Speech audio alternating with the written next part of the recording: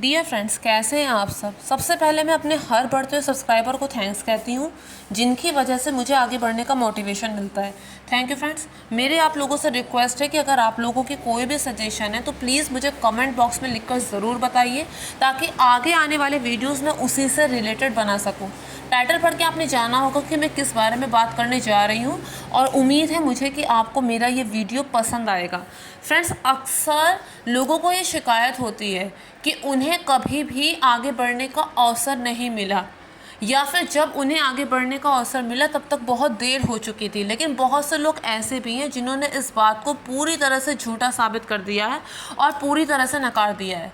इसके अलावा लोग अक्सर ये कहते हैं कि हर कामयाब आदमी के पीछे उसकी बीवी का हाथ होता है, लेकिन तरला दलाल के केस में उल्टा था। अगर उसका हस्बैंड उसे आगे आके सपोर्ट नहीं करता, उसे आगे आके मोटिवेट नहीं करता, तो शायद इनकी ज़िंदगी भी किचन तक ही सीमित होकर ख़त्म हो जाती है। और आज इतने सालों बाद, उनके मरने के इतने सालों बाद भी लोग उन्हें इस नाम से नहीं जान सकते थे जिस नाम से वो जानी जाती हैं। ये एक ताज्जुब ही तो है कि खाना बनाने के लिए उन्हें पद्मश्री अवार्ड से नवाजा गया, और ख़ुद अब्दुल कलाम जी ने उन्हें ये अवार्ड दिया। ये सफ़र इतना आसान नहीं था। ऑथर बनना और कुकिंग बुक अपनी छापना, यूट्यूब में हज़ारों मिलियन सब्सक्राइबर हैं इनके, ये सब इतना आसान नहीं था। लेकिन इस चीज़ को उन्होंने धीरे धीरे करके आसान बनाया। इनके जीवन की शुरुआत पुणे में हुई थी, वहाँ उनका जन्म हुआ था, लेकिन शादी के बाद मुंबई शिफ्ट हो गई थी। शादी भी इनकी कम एज में ही हो गई थी, पर वो अपनी लाइफ में कुछ करना चाहती थी। उन्हें नहीं पता था कि उनका पैशन क्या है, उनका हुनर क्या है। लेकिन जब उन्हें पता चला तो उन्होंने अपने हुनर को ही अपनी पहचान बनाया, अपने हस्बैंड के इंस्पायरेशन पे।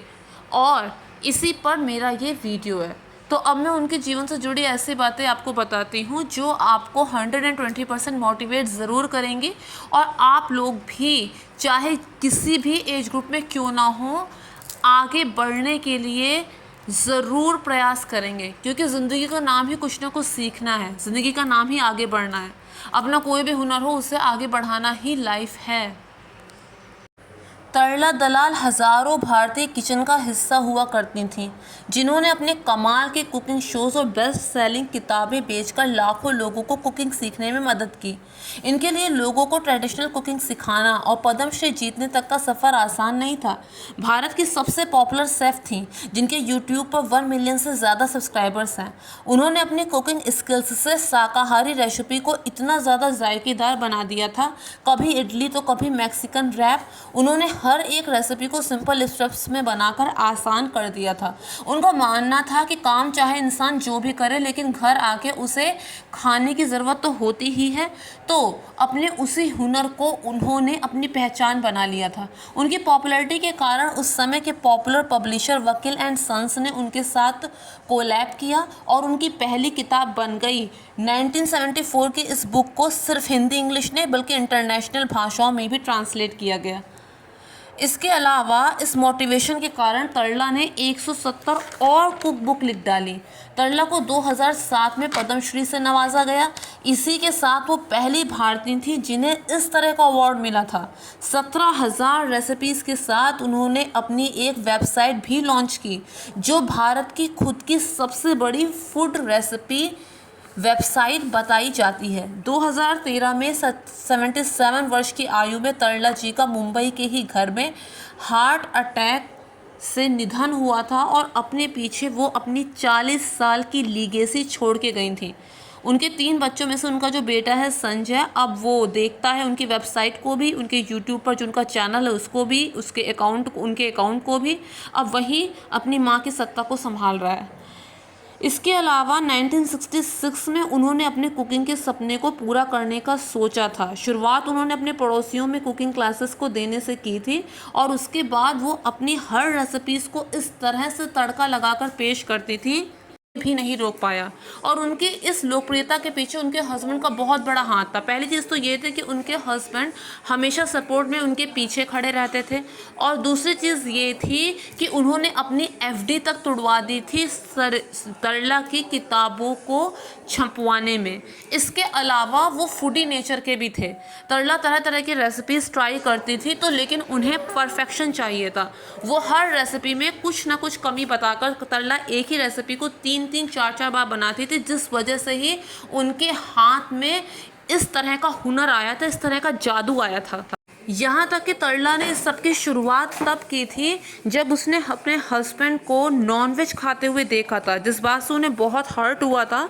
और उन्होंने तब ये डिसाइड किया था कि वो वेजिटेरियन खाना ही इतना जायकेदार बनाएंगे कि उनके हस्बैंड कभी भी नॉनवेज का रुख ना करें, क्योंकि तरला को नॉनवेज से घृणा थी, होनी भी चाहिए।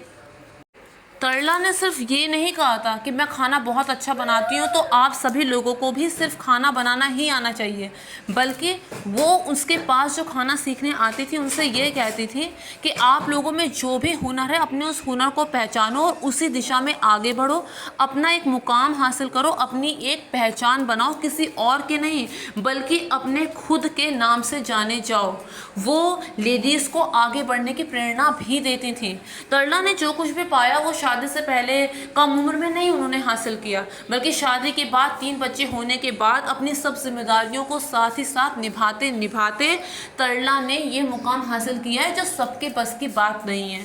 तो फिर अगर वो कर सकती हैं तो हमें भी प्रयास तो करना ही चाहिए, उनसे इंस्पायर्ड होकर, ना केवल इस बात का रोना रोकर कि हमें मौका ही नहीं मिला।